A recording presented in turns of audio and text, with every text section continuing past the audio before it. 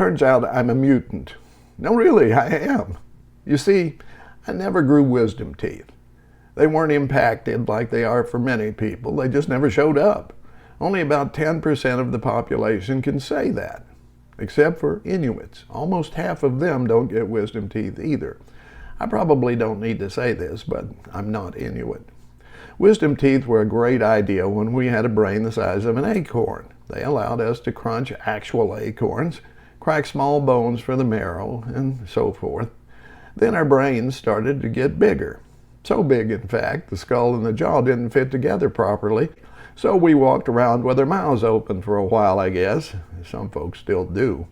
Nature took over, but her quick fix was to allow the third molars to grow, but not allow them to erupt into the oral cavity. That worked until they got infected and caused a scene and had to be escorted from the building. This situation provided a steady income for dentists, but was just a pain for everyone else. Everyone except for me, that is, and the few guys and gals in the same exclusive club.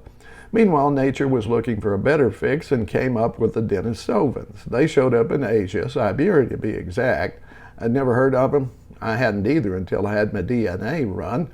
Turns out I have 2% Neanderthal DNA and 2% Denisovan. So far, all we have of the Denisovans to let us know they were here are a few teeth, a bit of a jaw bone, and part of a finger bone. Just enough to show they came from a separate DNA stream. Not quite us, but moving in the right direction.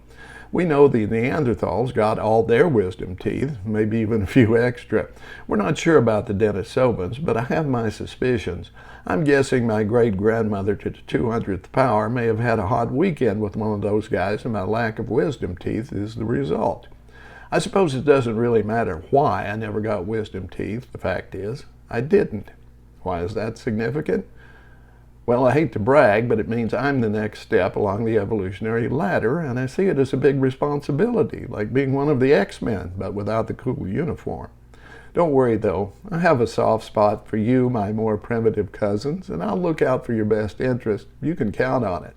I'm going to start by demanding all the presidential candidates release their dental records.